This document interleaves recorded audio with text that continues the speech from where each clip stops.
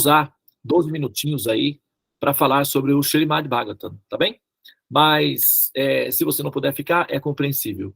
Agora, se você, por exemplo, vai sair para algum lugar e quiser manter-se conectado na sala dos mantras, não tem problema, é só manter a sua câmera fechada, o seu microfone fechado, enfim, pode fazer o seu caminho aí, nos ouvindo, que também é válido. Esse momento mais importante é ouvir, né, o conhecimento, tá bom? Namastê.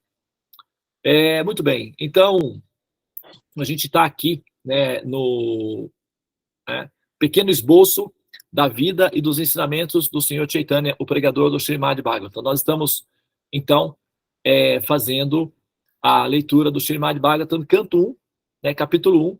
Esse é a introdução do Srimad Bhagavatam, ok? Então, da última vez que nós falamos, o Senhor, então, garantiu que todos os seus devotos seriam protegidos de todas as espécies de atos pecaminosos e que, para eles, não haveria motivo para ansiedade. Não, essa parte aqui. Eu vou retomar a partir daqui, tá? Bom, o Senhor Chaitanya, ele assumiu a ordem de vida de renunciante, né? Um monge celibatário, para dedicar-se exclusivamente ao trabalho missionário de ensinar, né, a consciência de Krishna, ou os ensinamentos védicos devocionais da linha de Bhakti, que é a linha devocional dentro dos Vedas. Após tomar sannyasa, o Senhor estabeleceu sua sede, a sua morada, né, em Jagannatha Puri, uma cidade litorânea da Índia. Eu estive lá 2 vezes nesse local, devido ao pedido de sua mãe. Nós falamos da mãe, né, na interferência da mãe na última aula. O Senhor permaneceu 24 anos em Puri. Durante 6 anos desse período, ele viajou continuamente por toda a Índia, e sobretudo pelo sul da Índia, pregando o Srimad Bhagavatam. O Senhor Chaitanya não apenas pregou o Srimad Bhagavatam, quando ele utiliza essa palavra pregou, né, no sentido de divulgou, no sentido de propagou o Srimad Bhagavatam, mas também propagou os ensinamentos da Bhagavad Gita da maneira mais prática possível. Na Bhagavad Gita, o Senhor Sri Krishna é descrito como a absoluta personalidade de Deus. E seus últimos ensinamentos, nesse grande livro de conhecimento transcendental, dizem que devemos abandonar todas as formas de atividades religiosas e aceitá-lo, o Senhor Sri Krishna, como o único Senhor adorável. O Senhor, então, garantiu que todos os seus devotos seriam protegidos de todas as espécies de atos reacionários e que, para eles, não haveria motivo de ansiedade. Pois é. Olha só. Quando se fala que para abandonar todos os atos de religião, todas as religiões, né? Às vezes a pessoa interpreta isso daqui como, então quer dizer que é só o Hare Krishna que vai salvar. Já sabia. Eu já ouvi isso antes. Esse truque aí, eu não caio mais não. Eu tô atento, viu? Eu tô sabendo, é um truque. Todo mundo fala isso daí. Gente, olha só.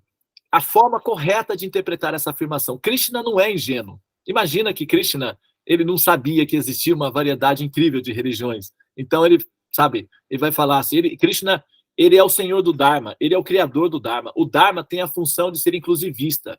A variedade da religião é produtiva, é uma coisa boa. Você quer ver só como é que é bom a variedade?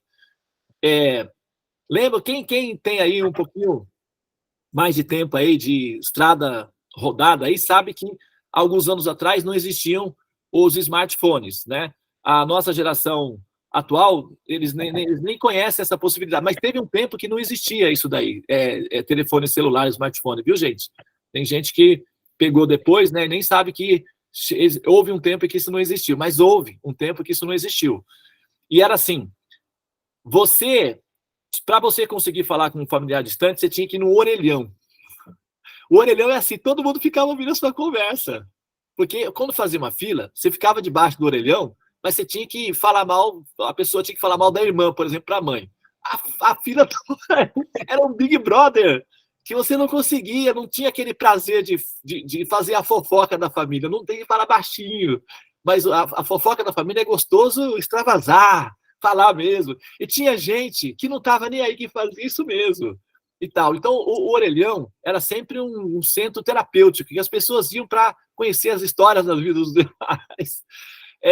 Alguns tinham até uma casinha, mas era muito raro. Aqui no Brasil era só uma bola mesmo, assim, que a pessoa enfiava só a cabeça dentro ali e ficava conversando, e o pessoal de volta às vezes ouvia. Além do que, você tinha que ficar na fila. Se chovia, se fazia sol, era terrível, né? E, assim, outra coisa, só tinha uma companhia que cuidava de todo o sistema telefônico. Então, você estava nas mãos de uma única companhia. Se ela quisesse prestar serviço para você, estava bom. Se não quisesse, o problema era seu. Tanto faz. Então, você, para conseguir um telefone, às vezes você tinha que ficar numa fila de espera de 10 anos, de 5 anos. Quando vinha o telefone, era quase... você saiu, foi sorteado para ter o telefone. Era quase como se fosse a notícia de que, sabe, assim, ganhou na loteria, ou sei lá, alguma coisa assim, né? Que era motivo de festejar a linha telefônica, tá? Hoje em dia a gente vai ali no supermercado e fala, eu quero uma linha telefônica. Tá, quanto que é? R$10. Pode pôr aí, então. Já coloca na hora. Mas antes você tinha que esperar 5 anos, porque só tinha uma empresa que fazia os serviços. Então, quando você tem apenas uma, o que acontece? Monopólio. O monopólio gera o exercício de poder. E o exercício de poder produz tirania. Entendeu? Então, quando você tem uma variedade, então agora você tem, hoje em dia, nós temos várias empresas prestando serviço. Então, você tem a opção de escolher uma delas, né? Então, quando você vai numa empresa para escolher um serviço, eles vão dizer para você, que bom que você veio, nós estávamos esperando você há tanto tempo, nossa, mas você demorou para vir, mas felizmente você chegou e todo mundo está feliz, aqui tem um cafezinho, tratam você como membro da família antigo, nem se lembra dos seus defeitos, más qualidades, nada, você assim, é perfeito, você se sente assim, finalmente alguém me trata do jeito que eu mereço, né? E tal, toda aquela atenção, aquele cuidado, etc.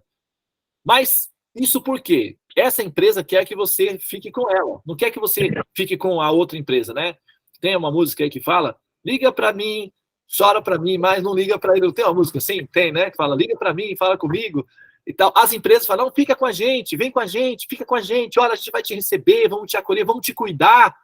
A gente não vai deixar você ficar na ansiedade. Isso é o que eles, pelo menos, prometem, né?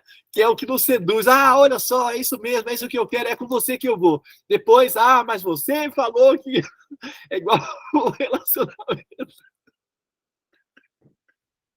Desculpa, gente, mas a gente tem que rir das nossas tragédias de vez em quando, né? Porque senão, sabe, a gente vai sair por aí, que tem um filme americano que chama Um Dia de Fúria.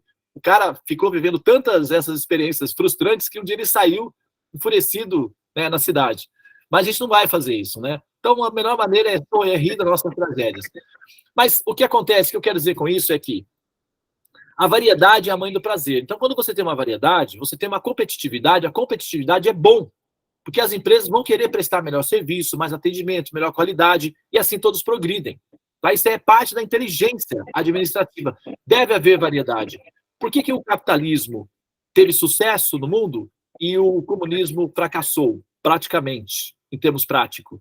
Porque no comunismo você não tem a variedade. O capitalismo, ele permite a variedade.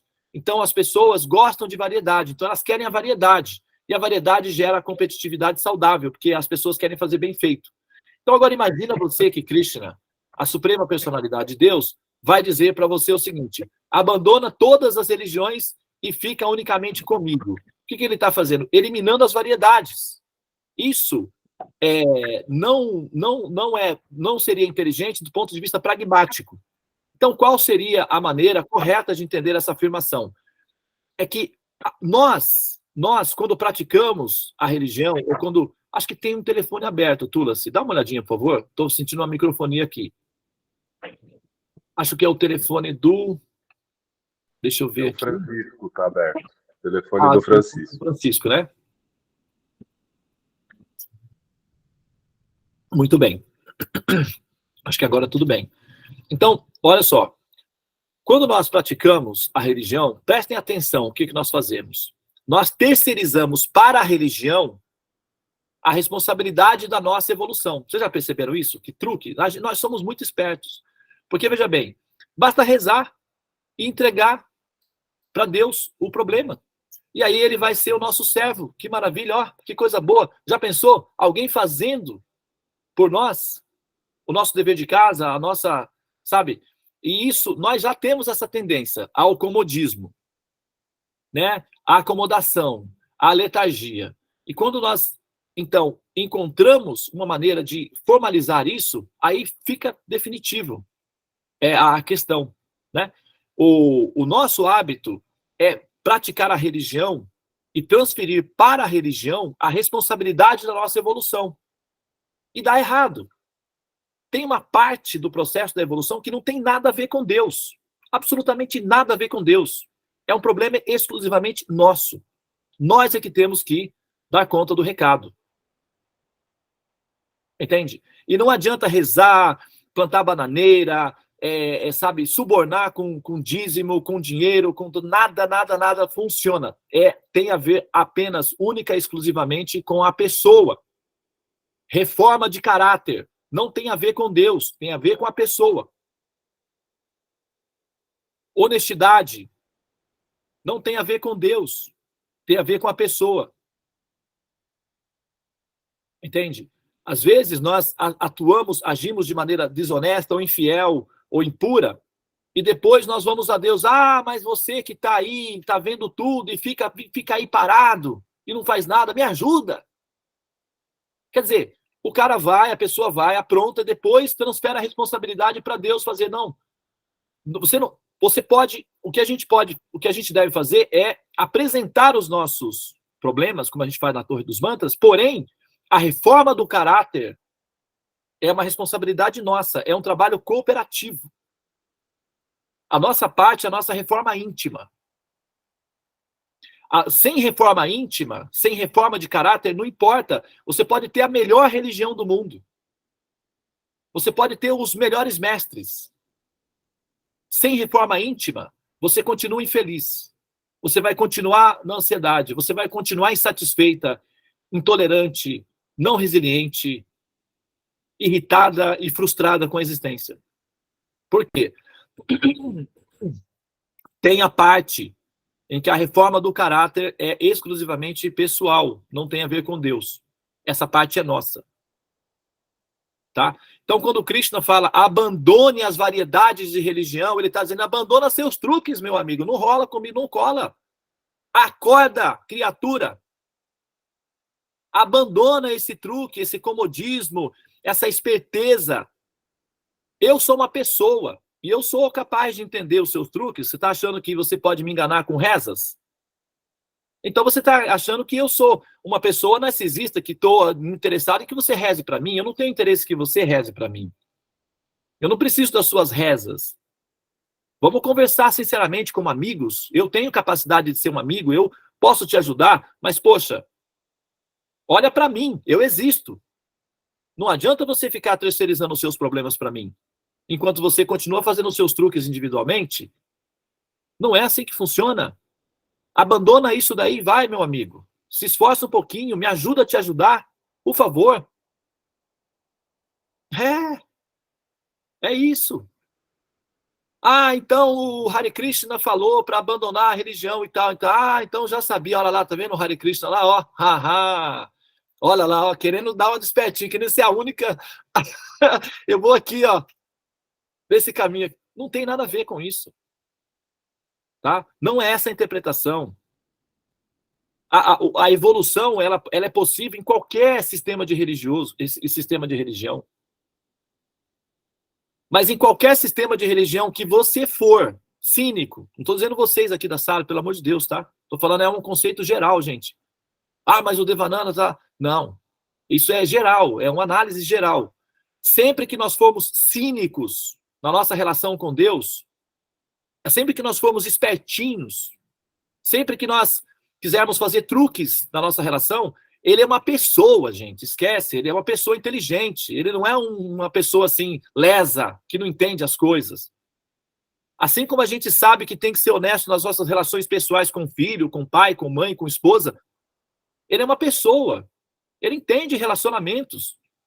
Então não adianta ficar empurrando para ele, acusando ele de ser inoperante, de ser, sabe, distante, jogando para ele, sabe, assim, sem fazer a nossa parte interna. Não funciona. Funciona muito bem quando nós estamos fazendo a nossa parte interna. Ele entende que a gente vacila, que nós batemos cabeça, que nós cometemos erros. Isso também ele compreende. O que ele quer ver de nós? Reforma íntima. Evolução. Os nossos erros, ele já sabe. São muitos. Se for contabilizar os nossos erros perante ele, coitadinho, ele vai passar a eternidade só ouvindo. Vamos, sabe? Isso é importante, porque aqui, olha só, a afirmação é de que para eles não haveria motivo de ansiedade. O próprio Senhor Chaitanya Mahaprabhu está afirmando que para os meus devotos queridos, que são sinceros em me buscar, não haverá ansiedades. Não é que ele não vai ter problemas. Não é que ele não vai ter que enfrentar os desafios da existência, porque é um jogo, está todo mundo jogando e os desafios são para todos. É que ele não vai se afetar pelos problemas, ele não vai se afetar pelas ansiedades, ele não vai se abalar a ponto de entrar em crise ou angústia ou desespero. Não vai haver ansiedades. Ele não vai se afetar, ele vai lidar com os problemas, assim como as plantas lidam com o gás carbônico. Como as plantas lidam com o gás carbônico, ressignifica o gás carbônico e transforma em oxigênio. Isso chama-se fotossíntese. Então, a capacidade de processar a toxicidade das relações, a capacidade de processar os efeitos maléficos do contato com o outro. Teve um pensador francês chamado Sartre. Certa vez ele disse, Paul Sartre é o nome dele. Certa vez ele disse, o inferno, o inferno são os outros. O inferno são os outros. Porque a relação humana produz um estado de experiência infernal. Porque tem alguns outros que são capazes de demonstrar para nós que, olha, o inferno existe e eu estou aqui para mostrar que isso é possível. Tem gente que é assim. É verdade. Mas o inferno são os outros, nós somos os outros para os outros. Faltou colocar essa parte. Que nós somos o outro para os outros. Então, se o inferno somos os outros, são os outros, então nós somos o inferno para o outro. Agora, se nós somos o inferno para o outro, como é que seria a nossa relação com uma pessoa honesta, limpa, uma pessoa amável e honesta e sincera? Como, por exemplo, vamos imaginar que Deus tivesse essas qualidades.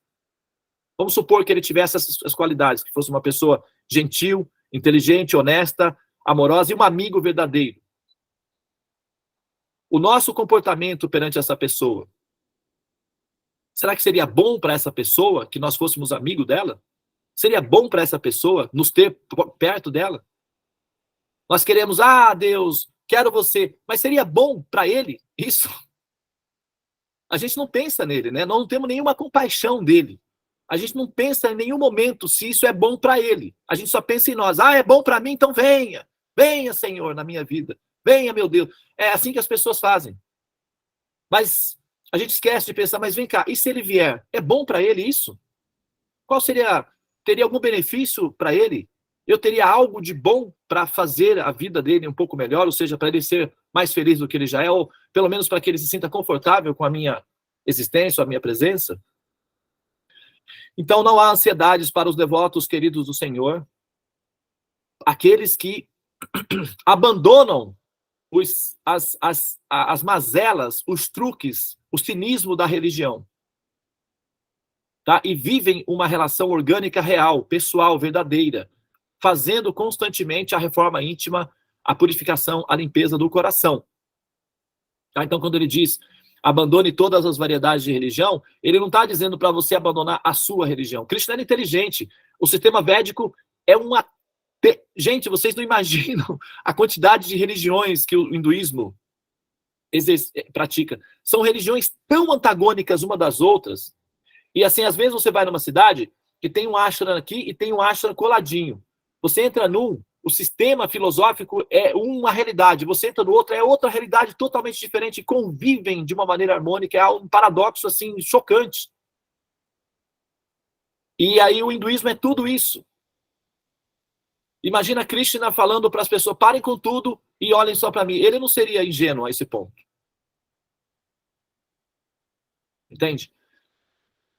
O conceito é: abandone a sua ideia da religião, renda-se a mim. Ou seja, olhe para mim, me entenda como uma pessoa, me trate como uma pessoa. Descubra que eu sou uma pessoa e eu tenho sentimentos, eu tenho posições, eu tenho, eu tenho sensibilidade. Não adianta você me tratar como uma religião. Porque enquanto você me trata como uma religião, você não está lidando comigo, você está lidando com o conceito. Tá bom, fica com o conceito então. Entende? Então nós temos que aproveitar essa informação, gente, para fazer esse trabalho pessoal de cultivar esse conhecimento, sem necessariamente transformar o sadhana num sistema de religião. Ah, vou rezar hoje. É bom, é gostoso. Mas saiba que a função do nosso processo não tem a ver com entrar para uma religião. A religião é secundária, a religião é terapia de grupo. Tá? É gostoso ter pessoas, ver pessoas, interagir com pessoas, isso é gostoso. Mas nós temos uma meta a alcançar.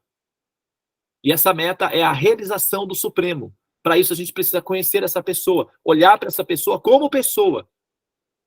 Ao mesmo tempo que nós temos que tirar da nossa mente ideias erradas, distorcidas sobre essa pessoa. Tá? A gente vai, assim, ajudar vocês.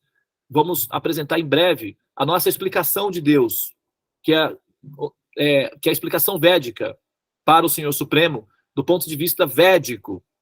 Tá? Se chama Teorema dos Sonhos. E ali você vai ter a oportunidade de tirar da sua mente um monte de ideias distorcidas, enganosas, sobre Deus, que fazem com que você tenha medo dele, ou tenha uma ideia totalmente distorcida dele. Mas é preciso ter a boa vontade de ouvir o conhecimento. Começa com Shravana. Shravana tem a mesma raiz para Shraddha, que significa fé. Shravan, Vana, significa possuidor. Shra, de conhecimento, ou de fé, ou de realização. Shravana, quer dizer, aquele que ouve, entende. Aquele que entende, se estabelece. Shravana. Então é preciso ouvir.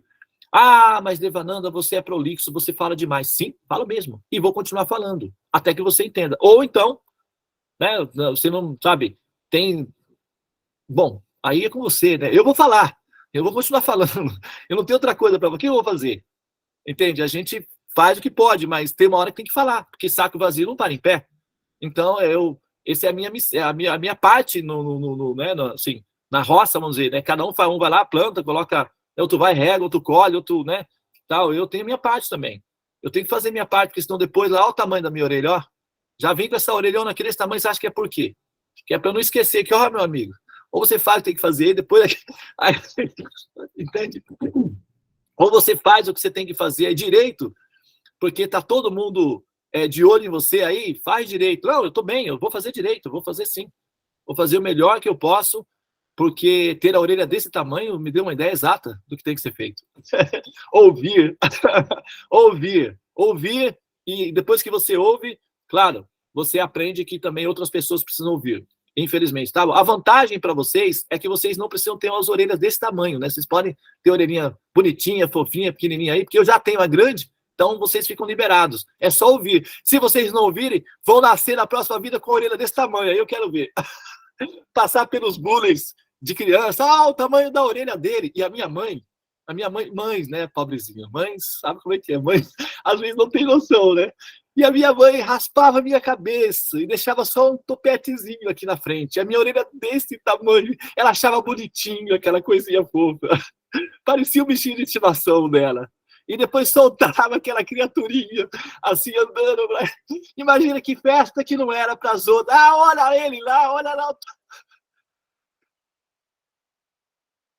Ai, mães, são 80% para serem toleradas e amadas, né? 20% é apenas para serem compreendidas. Mas ela achava bonitinho, né? Aquele coisinha fofinho, assim. Eu era gordinho, né?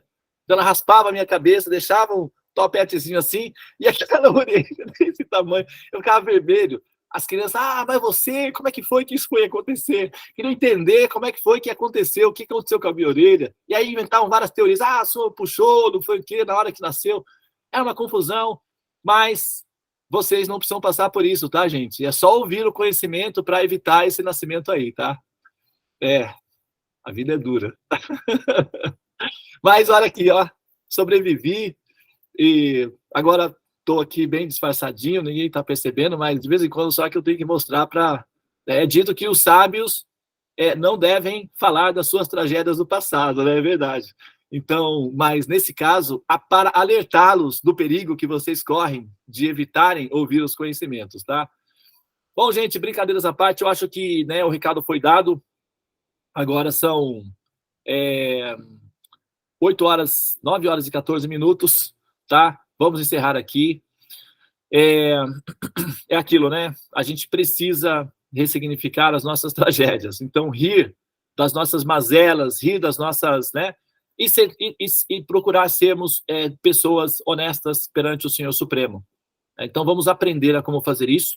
Em breve, nós vamos apresentar a vocês o nosso programa de compreensão de Deus, chamado O Teorema dos Sonhos. Eu tenho certeza que isso vai fazer uma diferença muito grande na sua vida. Aqueles que, né, assim, aqueles que já entraram em contato com esse conhecimento, com essa sabedoria, esse conhecimento védico, que é a compreensão alternativa, que é a terceira via de entendimento de Deus, né? Nós temos aí algumas religiões no mundo que meio que monopolizam a ideia de Deus, né? E aí você não tem muita alternativa, só tem aquilo ali, e aí fica tirânico, evidentemente, porque você não tem variedade, e dá uma tirania. Então a gente vai apresentar uma terceira via, né, de explicação de Deus, que eu acho que vai fazer uma grande diferença na sua vida, e eu acho que isso vai ser muito bom, né? Então, assim, só para que vocês tenham uma experiência prévia, uma pequena experiência prévia, eu vou pedir, né, assim, se o Lincoln puder, porque o Lincoln, ele está aprendendo esse conhecimento, né, Lincoln? Eu vou fazer um improvisozinho aqui, tá? O Lincoln, nós nos conhecemos recentemente, né? E ele entrou em contato, ele é um pesquisador, ele é um buscador, né? Já teve aí envolvido aí em muitas, né, áreas do conhecimento, né, da pesquisa da metafísica, e eventualmente ele se deparou com o conhecimento acerca do Teorema dos Sonhos. Importante lembrar que esse conhecimento não é uma criação minha, tá? Eu não sou o criador desse conhecimento, tá bom? Esse conhecimento chama-se Vedas. Ele é milenar. Ele já está no planeta Terra há mais de 10 mil anos, pelo menos em história registrada. Agora, história escrita, pelo menos há 4, 5 mil anos de história escrita. Então, esse conhecimento, ele já é um conhecimento pré-existente a mim. O que eu estou fazendo simplesmente é expondo esse conhecimento de uma maneira visível, para que outros também possam ter acesso a ele. E, eventualmente, o nosso querido Lincoln teve acesso, teve contato com esse conhecimento do Teorema dos Sonhos. Eu vou pedir que o Lincoln fale em poucas palavras, talvez 2 minutos, para você não ficar parecendo igual eu, falador. Que diferença isso faz? Que diferença isso fez? Ou que diferença isso pode fazer na vida de uma pessoa que busca sinceramente a informação coerente acerca de Deus? Quais são os efeitos possíveis, Lincoln, do contato com esse conhecimento? Então, ó, eu tô cada vez mais falador também, tá? Só para te avisar. E tem uma outra coisa que eu estou desenvolvendo também, né, em todo esse processo, que é um criador de metáforas. Então, uma das coisas que eu vou dizer aqui, e a minha experiência, né, o contato com o Teorema dos Sonhos, é que você não vê hoje milhares e milhares de pessoas lá maratonando, tem até essa expressão, né? Hoje eu vou maratonar no Netflix. Eu vou pegar uma série e vou assistir essa série do começo ao fim. A pessoa fica ali milhões de horas da sua vida se dedicando àquilo, né? E aí eu aprendi a fazer essa maratona com o Teorema dos Sonhos. Mas eu percebi que a minha inteligência ela mudou expressivamente, sabe? E é muito diferente do consumo de um Netflix. Não dá para comparar, são coisas que não dá para comparar.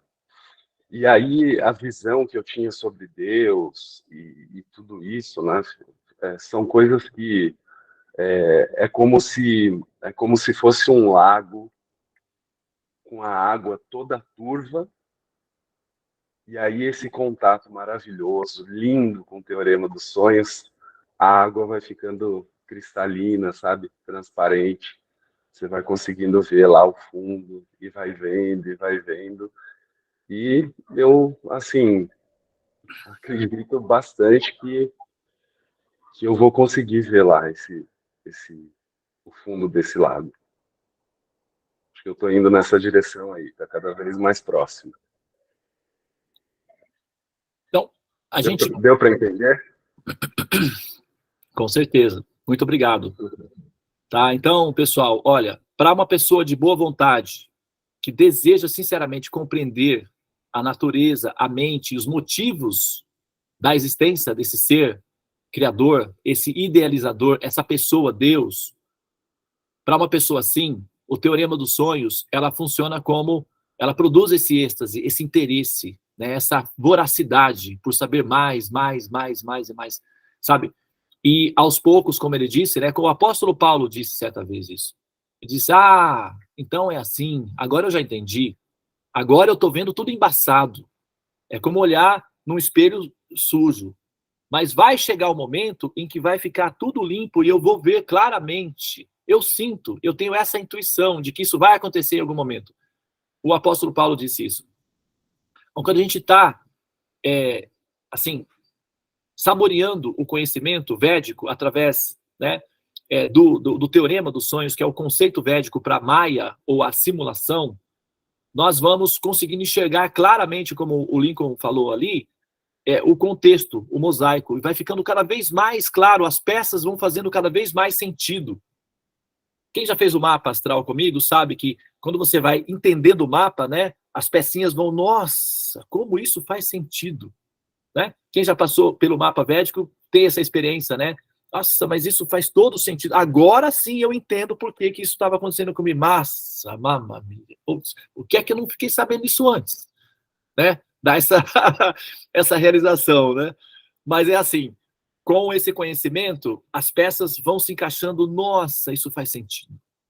Então quer dizer que o universo não é caótico. Ufa. Finalmente faz sentido essa ordem das coisas. Bom, e agora daqui para frente o que fazer? Sair, porque aqui não dá para ficar. Né? Tem muitos toaletes ao meu redor, isso não é agradável. Eu vou sair daqui. Então é isso. Essa sensação é muito boa, desculpa te interromper, mas né, vou fazer 47 anos de idade. E aí a minha busca foi assim, foi a vida inteira, sabe? E passando, né, por religiões e tal. E putz, a sensação é muito boa, cara. Você falar assim, putz, agora eu encontrei. Eu encontrei o que eu estava procurando, o que a minha alma, na verdade, estava procurando. Né? Você é pressionado, não tem como. Só que eu não quero repetir, né? Eu não quero. Eu já estou ficando começando. Desculpa, gente. Eu peço desculpas mesmo em descrição, mas eu já tenho ficado triste em ir ao toalete. Essa realização,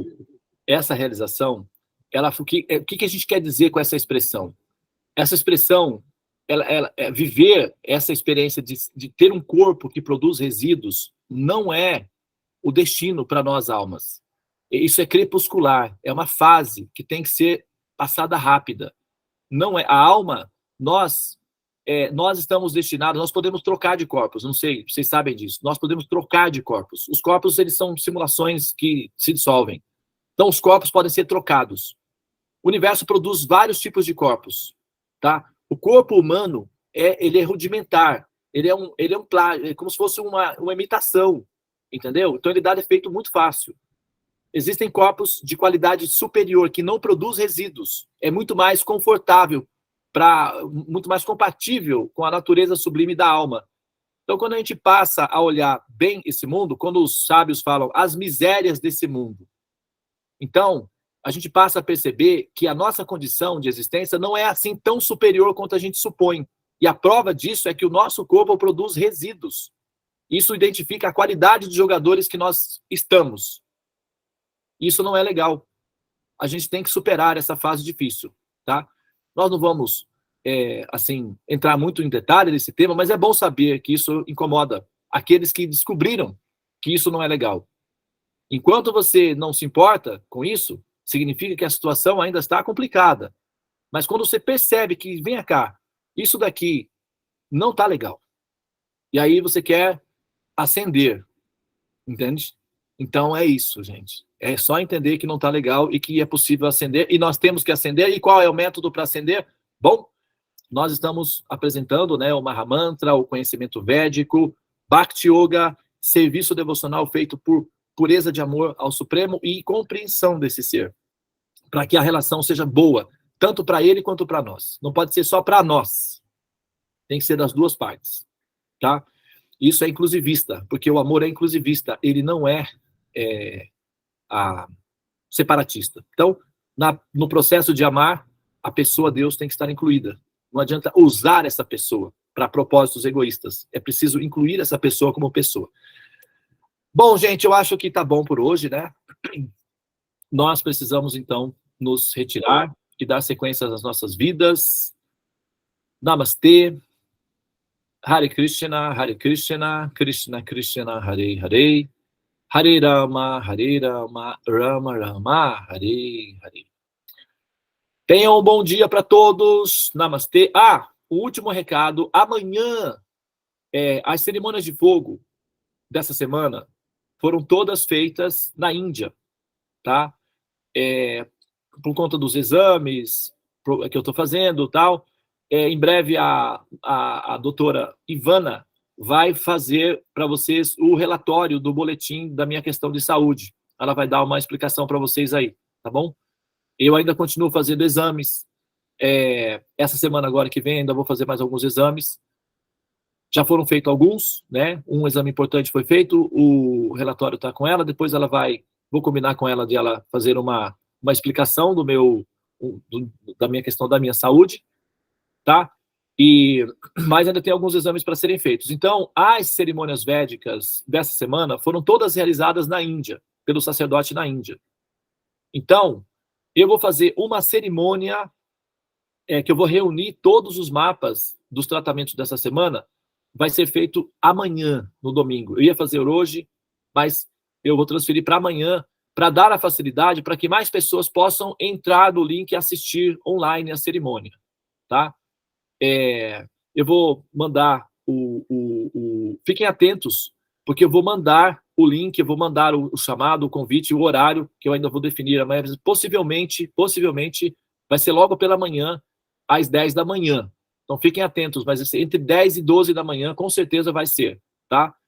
E aí eu vou deixar com vocês o link, a informação toda, as orientações especificadas. É muito importante. Dessa vez, eu acho que a gente vai ter já um domínio maior da questão, né, dos equipamentos aqui. A gente vai fazer aqui os arranjos necessários. E seria muito bom que você tivesse aí com você, né, 2 potes, um com grãos e outro sem grãos, limpo.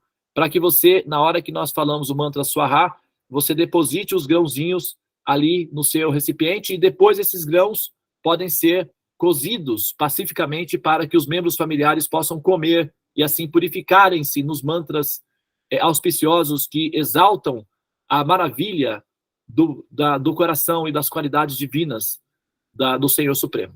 Tá bem?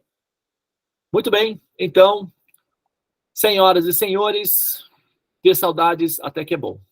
Tchau, tchau para todos. Queria dar um recadinho. Continuando com o que nosso querido Prabhu Devananda está falando de conhecer, de entender a pessoa suprema, hoje à noite ele vai fazer uma live sobre os passatempos de Krishna, Lila. Para quem quiser, para quem puder participar, vai ser depois do sadhana das 19 horas, às 20h15, por aí. Tá? Quem puder, é o mesmo link da Sala dos Mantras, mas a gente vai disponibilizar. Então, vai ter essa live sobre o Krishna Lila, os passatempos transcendentais de Krishna, tá bom? Conhecer os detalhes da vida de Krishna. Basicamente, vou focar sobre Krishna. Então, Prabhu Devananda, muito obrigada aí, viu, as explicações, foi maravilhosa. Hoje o sadhana foi muito bom mesmo, né, com todas as explicações. Tchau. Tchau, gente. Bom dia, tchau. Bom dia. Tchau. Bom dia. Tchau, bom dia. Bom dia! Bom dia!